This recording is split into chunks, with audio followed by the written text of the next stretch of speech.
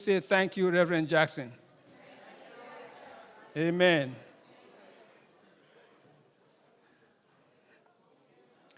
I think what I'm going to do is let me give our representative a time to introduce the congresswoman from Florida. She's the first black woman to get that position in Florida. The first.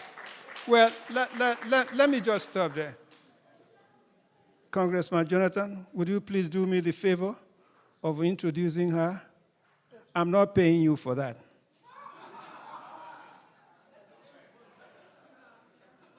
Thank you so much, Dr. Iwa. Iwa representing the great state of Lagos.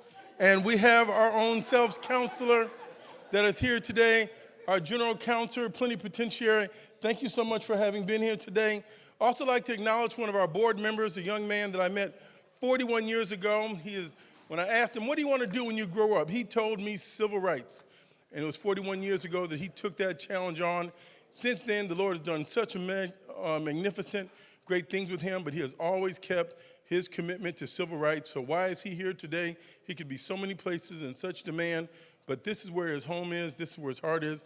I'd like to invite on the stage the Honorable Judge Greg Mathis. Please join us on the stage.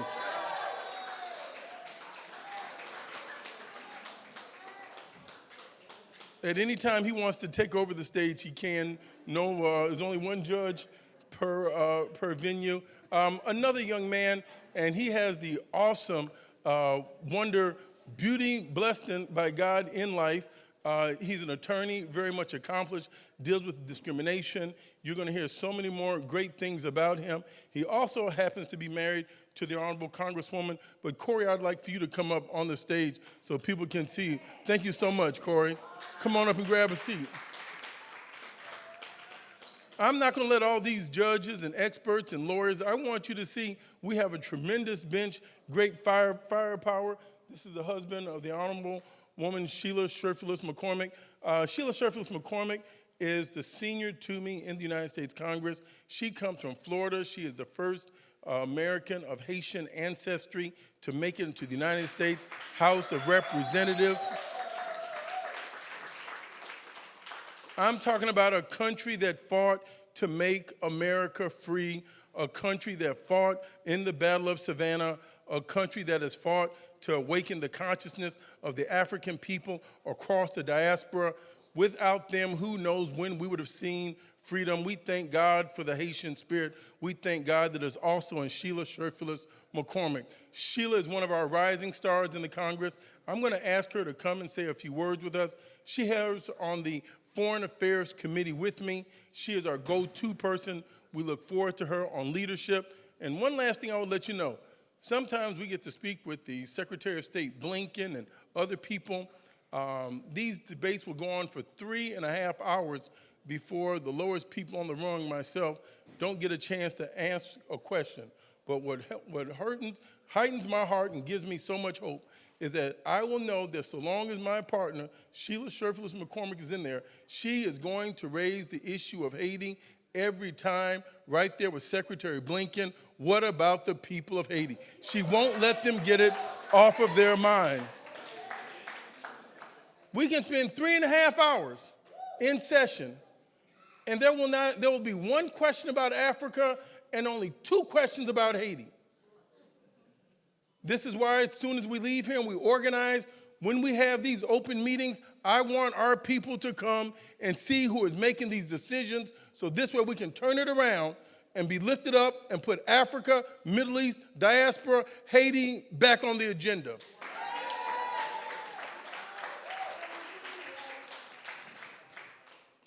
Ladies and gentlemen, Speaker, I rise today to introduce to you the Honorable Sheila Cherfilus-McCormick.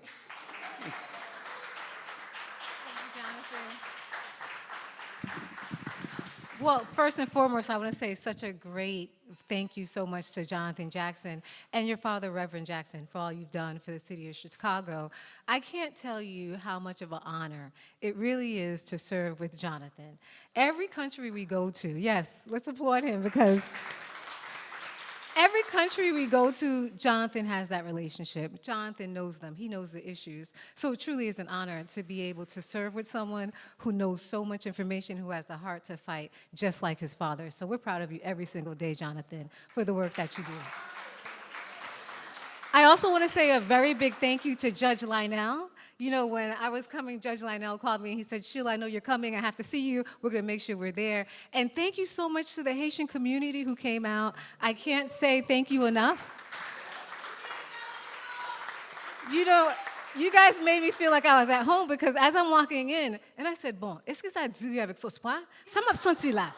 I said, is that du collé? Me senti moi j'aime là. And the funny thing is, when we landed, I said to my chief of staff, I said, you know, I can't come home and not eat Haitian food. First stop, look what y'all had. Y'all had Haitian food.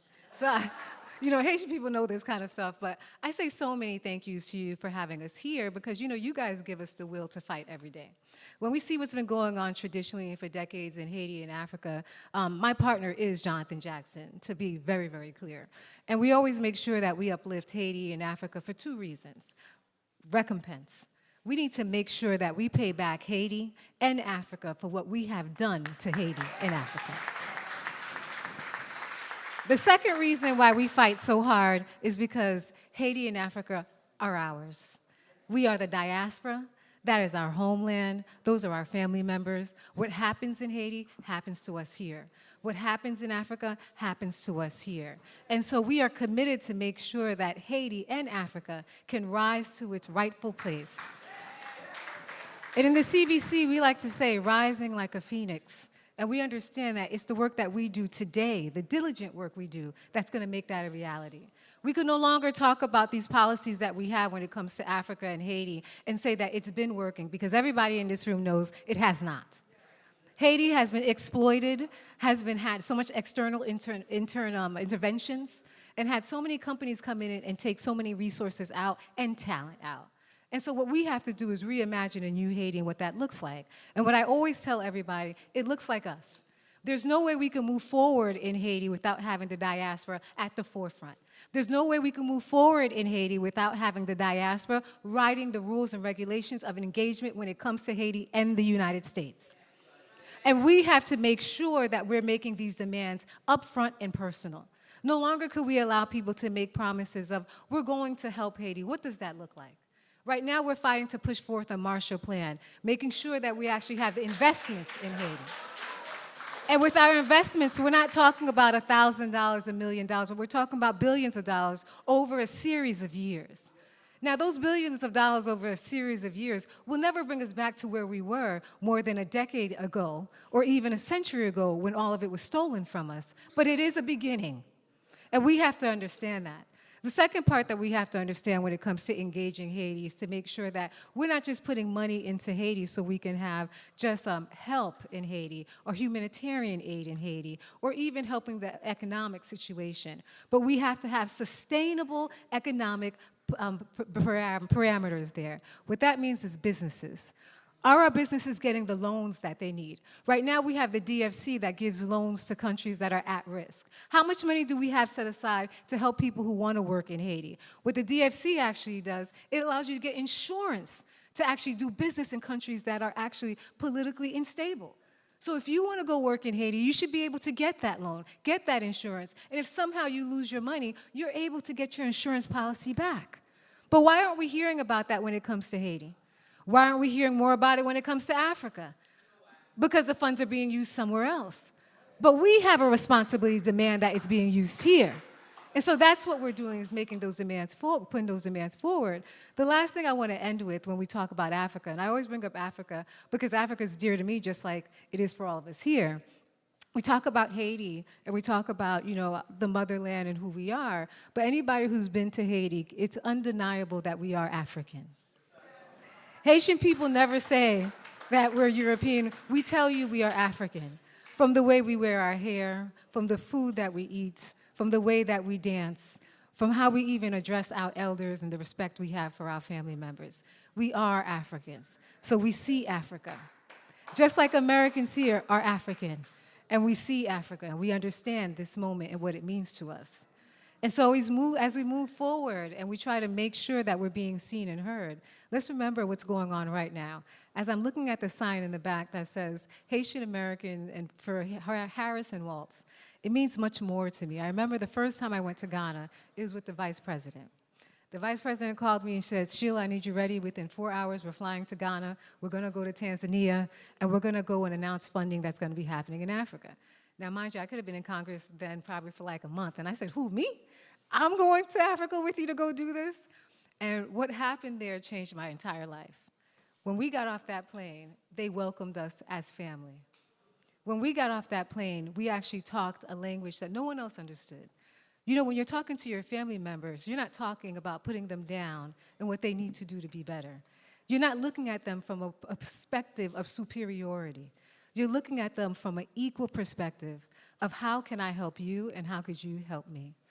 That conversation went much further than traditionally when we've seen other faces come into Africa and condemn Africa for its policies, its politics, and its way of life.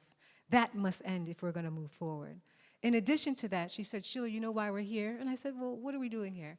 She's like, our responsibility is to de-risk Africa's economy, to engage Africa, and to make sure that the diaspora is upfront and personal. And with that, we've done that every single day. On that trip, we actually took a group of people, it was a private sector, and we looked at different ways they can invest in Africa. Now, these are American companies who are looking for other economic means to invest in other economies. Africa's economy is over $1 trillion economy. Could you imagine if we were able to succeed in our feat? The conversation we would be having right now, it would not just be about our economic opportunities within the United States, but our economic opportunities around the world. And that's what our work is to do. Our work for this generation is to do that. So as we come together and we talk about what we're doing and we refocus, and the Rainbow Push Coalition has us here at this convention, let's reimagine what we're here to do. This is a great moment to be alive, not just to elect the vice president to be the first black woman, but it's a great moment to be alive so we can see our dreams realized. This is our destiny moment to ensure that we all rise. Thank you so much.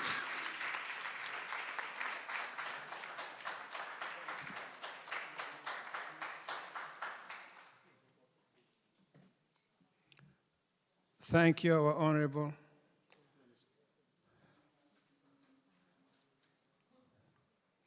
Thank you, Honorable Sheila. Please give her a round of applause. When she came in this afternoon, I made sure that she had enough money to invest in the African community, or she would be sued. Because I'm not afraid of suing people. I'm good enough. She's a lawyer. So I got my other lawyer sitting over there. And he knows and has the money. Before we move on to our next conversation, I would like to call in Dr. Matthews to please come on and say something. Anywhere you want. You're the man. I'm the man. All right, He said, I'm the man. My wife doesn't think so. Nonetheless, thank you all for coming. Such a great honor for me to have been, as we speak, with the organization for over 40 years, first as a member, now as the co-chair of Rainbow Push Excel.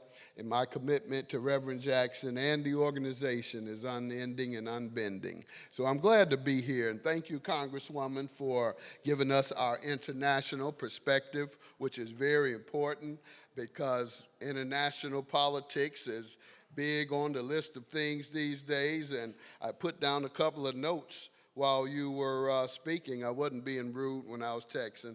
I thought I might get a pop-up request to speak. So I said, I better pop up some stuff.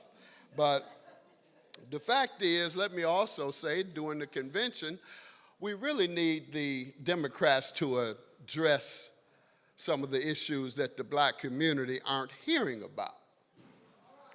We need to hear more about what the polls say we're interested in. Polls say black folks are more interested in racial justice, policing, voting rights, economic opportunity, and education reform. Yet, we hear little or nothing about that. Black people on this poll didn't say the war in the Middle East or Ukraine wasn't anywhere on the list of our concerns. Some have a concern, as I do and many of us, about the women's right to control their body. Many don't in our community care about that issue, but it's the issue of the Democratic Party. And not even immigration. Now, talking about Central and South America immigration. That's not our beef. Here in Chicago, of course, we have a concern because we have a federal government that has not subsidized Chicago's intake of immigrants that have been dumped on them here. And that's where we need the help. We need to talk about that. In fact, all the black mayors in America were the first to have immigrants dumped in their cities by buses, the black mayors. And then the citizens began to criticize the black mayor who has no control because the federal and state government aren't giving him any help. So that's why we have folks on the street, in camps, in hotels, getting cell phones. That's all right. We want to be humane. We believe in humanity, and we thank God we're able to provide that. But we need help doing that, and that's the state and federal government. So I want you all to get off of my mayor, Brandon Johnson. Get off of him. Get off of him. And so I got to say, on international affairs, you know, black folks died in Italy, died in France, died in Germany, in Vietnam, in Iraq, and returned to dilapidated ghettos. While we rebuilt Europe with a Marshall Plan. No Marshall Plan for America. No Marshall Plan for the ghettos of America where we return those men to after subjecting them to hardship on the war on the front line.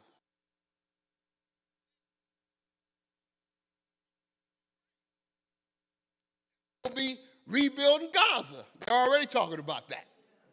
They're already talking about the amount of money it's going to take to rebuild Gaza, and we got to have it because the war has Well, we hope the Ukrainians win. We have compassion for the immigrants. We mourn for the terrorist attack in Israel. We weep. We weep for the inhumane treatment and killings and murders of those in Gaza by the Israeli government. But you know, at some point, we got to ask, who is going to mourn and weep for us? Who is going to mourn and weep for these parents who are losing their babies after the guns and drugs have been dumped in their community, and subject your children to a substandard education where they can't even compete even if they wanted to, and then they eliminate the only equalizer in college, affirmative action, so that they can put our children further behind. You remove a quality education, replace it with guns and drugs. Then those left standing, you subject them to a criminal justice industrial complex that seeks to make money off the misery they have allowed to fester in our community. And then you want to talk about going over to Europe and rebuilding Europe. No, I'm not interested in rebuilding Ukraine or any other country. And you know, I want you to weep and I want you to mourn for Haiti. I want you to weep and I want you to mourn for Sudan. I want you to weep and I want you to mourn about the things that are happening in Nigeria and other countries that are being affected by international policies of the United States. Send Haiti some weapons. 80% of the country is taken over by gangs, and we're standing by and watch. Send Haiti some guns. You like to send guns so much. Thank you all for listening. God bless you.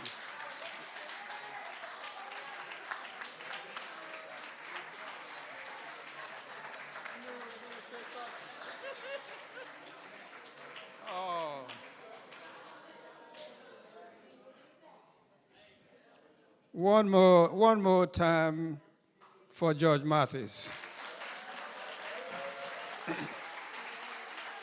We have approximately 5 more minutes, and I think what I'm going to do is this. I will take 3 questions at the same time and allow our panelists to discuss that. Question number 1 goes to, yes. Should I stand here? Sure.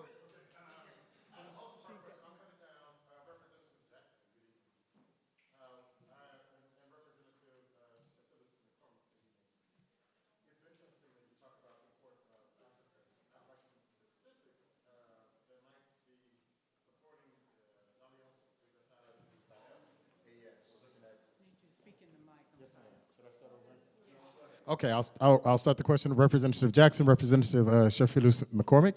I'd like some specifics. We talk about supporting Africa. It's a big continent, a lot of countries. I'm looking at the 3 countries of AES in West Africa.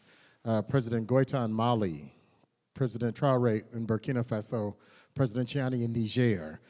With some tacit support of President Bassirou Diomaye Faye in Senegal, bringing a threat to the CFA franc. What is the level of support, awareness, education building that either of you or both of you together are doing to hearken the awareness of this activity, support it, use international policy? There have been some attacks and coups d'etats, apparently supported by an international intelligence agency from another country, perhaps this one, to bring them out of power.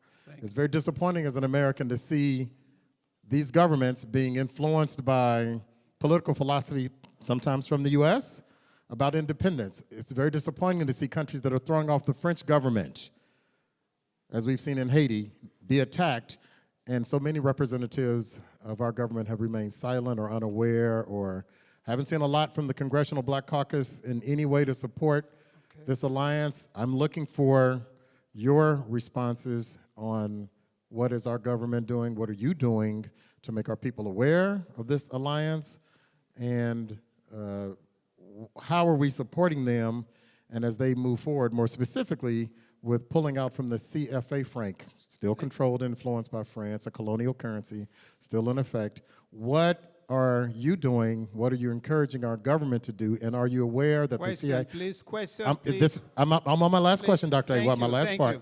And what are you doing if we find out that American intelligence agencies are supporting coups d'etats in those countries? Okay, I'll break it down. What is you doing? Okay. Next question, please. The lady, yes. Hello, everyone. I introduced myself earlier. I'm Anastasie Senat. I'm the president of the Haitian American Lawyers Association of Illinois. Lior's Cafe is in Jonathan Jackson's district, so if you all want to go visit and you enjoyed the food, it's on 105th in Halstead. So please go support the Haitian cuisine. The question is, Congresswoman Cherfilus-McCormick, we came here for you. The Haitian Americans are in the room, and you know we're in the room. The House Resolution 1241 that introduced an opportunity to rebuild our motherland, our homeland of Haiti. Why is it not moving forward? It's been introduced since May. We're in August. You and Congressman Jackson are both on the Foreign Affairs Committee. What do we need to do to support you? What is it that we need to do? To get it basically, I'm hoping that it can get to Madam President. That's what I'm hoping for. What do we need to do? All right, thank you. Thank you. Next question. There's a question right there.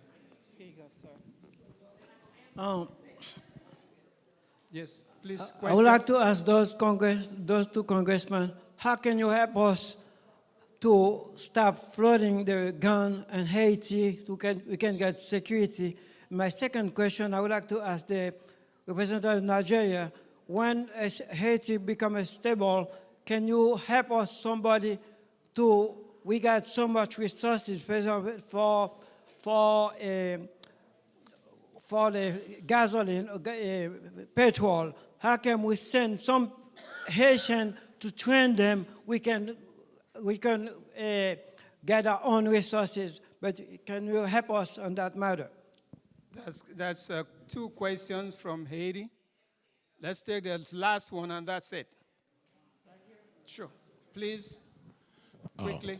Good afternoon. So this question goes to the Consulate. Well, sorry, all protocols observed. This question goes to the Consulate General of Nigeria. So Nigeria is a huge economic landmass.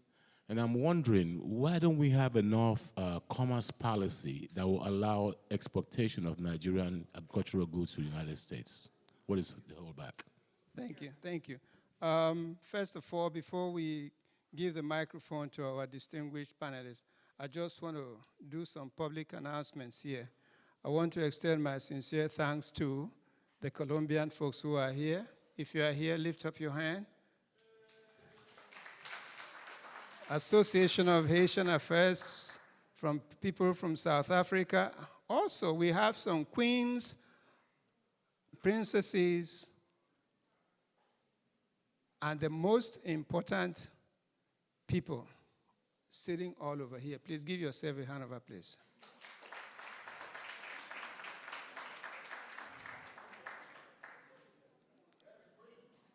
The question now, no, you don't have a question. We have taken 4 questions. I'm going to give my panel the next few minutes to respond to, I think, 2 questions from Haiti, a question from the gentleman, and 1 question from the Consul General. Any one of you can take over. Thank you. The question was, what have we been doing? Unfortunately, we are not in the leadership of the House. This has been the most dysfunctional Congress in American history. We have gone through 2 Speaker of the Houses. They control the legislative agenda. Even when we make these proposals, they can't even be heard. Speaker Johnson has let us out for 7 weeks because he cannot corral the base of his party to keep us in legislative session. So this is why it's very important that we have a voter surge. And let me tell you, we have to win by over 3 points to ensure our victory. Voter suppression has already been baked into the Trump analysis. There are 2 ways you can win an election. You can either drive your numbers up and get the most, or you can get dirty and drive someone else's numbers down. Since they can't drive their numbers up, they're going to do everything, say everything, misogynistic, racist, and filthy to try to drive our numbers down. So we have to keep our eyes on the prize. There are a lot of hot spots. Haiti and the Sudan is something that we bring up repeatedly in our foreign affairs. The Sudan is the greatest human, if you will, catastrophe that's going on in the world right now. It's bigger than when we were the world and that great song came out. We're looking at 7 million people on the verge of starvation. You're looking at almost 2 million people on the verge of starvation in Gaza and some parts of the West Bank. So we're going to keep Haiti and the United States. The United States, its policy with Haiti has been so bad for so long. When we go into sessions and when we have the majority, we're going to call you out to please be a part of those sessions just so that you can hear it and you can also lay your lobbying and your marching votes. What happens in Haiti, for example, let me give you just one other example before I turn this over to my colleague, Ms. McCormick, on how racist the institution is. You'll see a few headlines on people that make headline news, but I'm in the Black Maternal Health Caucus as long as my colleague, Congresswoman McCormick. There's a senator, when he was confronted with black infant mortality, why are black women dying at a higher rate than white women? And look at our numbers, reflect third world numbers of black women dying in childbirth.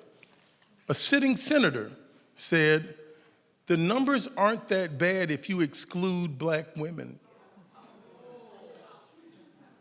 His name is Bill Cassidy out of Louisiana.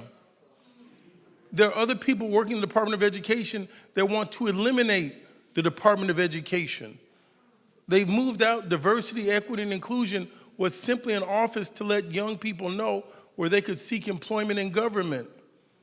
So this movement of Project 2025 did not just get started. This was their game plan, 365 times 4, 1,460 days. This was their executable game plan if they won on day one on how they're going to move through these agencies like a wild mongoose in a chicken coop. They just want to tear it up and eliminating the Department of Education. What they can do is privatize, send it to religious schools, and close down the public schools. And who would that hurt the most? Those are direct attacks on our community. And to the point that Dr. Iwa made earlier on, Dr. Jim Zogby, what was in the books? We never heard of anything triumphant about Haiti cooperating and helping America become free. We never heard about how much history there was and how proud the people were when they set America and the world on fire with their military strategy and fire in the wars. So we have to rewrite history, but they're now trying to challenge the content in history books. That you can't even say that these people were noble fighters. Isn't it funny that they only make terrorists out of black people and brown people? They never call a slave owner a terrorist. Everybody loved Chris and everybody hates Raymond. Everybody loved Raymond and everybody loves and hates Chris. Just watch the language that they use. So we've done a lot, sir. There's so much more we wish we could do, but we have to get the majority back. And unfortunately, that's the way that institution works.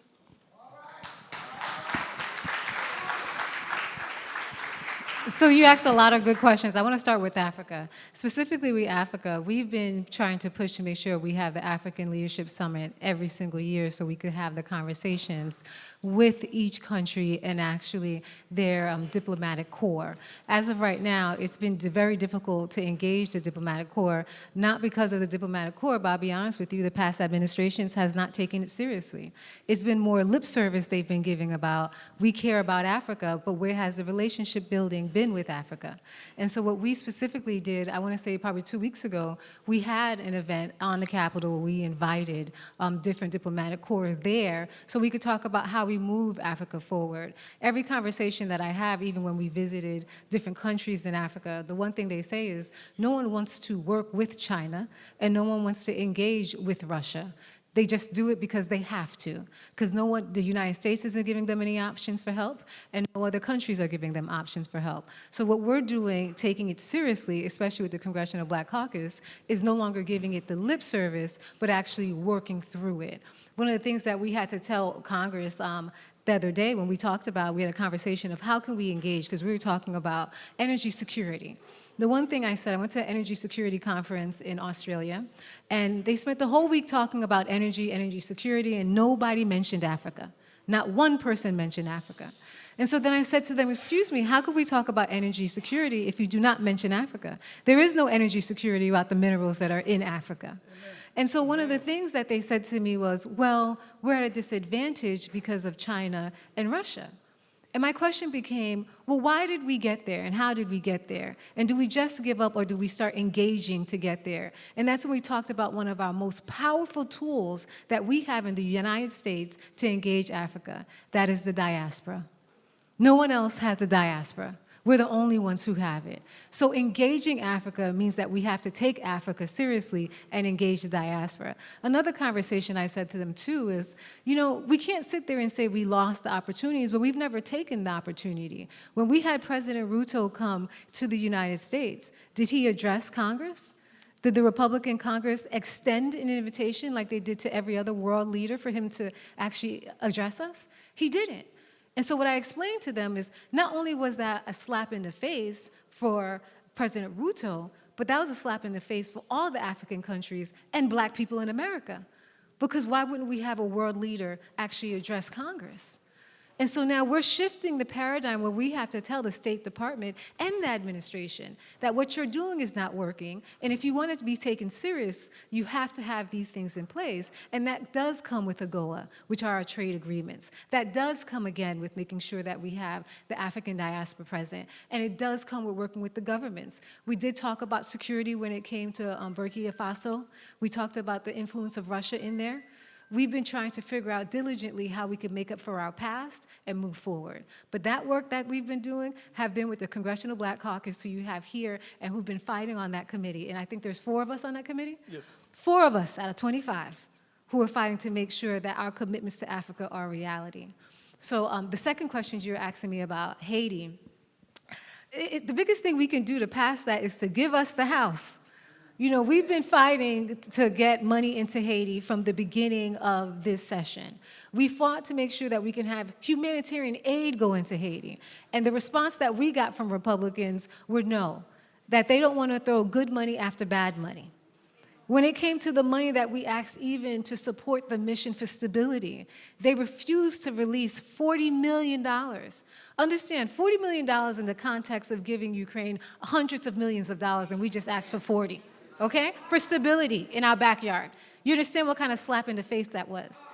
They released only $10 million and said, we want you to actually stabilize the entire country and go ahead and make sure that while you're doing that, you rehabilitate the gang members who are kids who are underneath the age of 14 years old.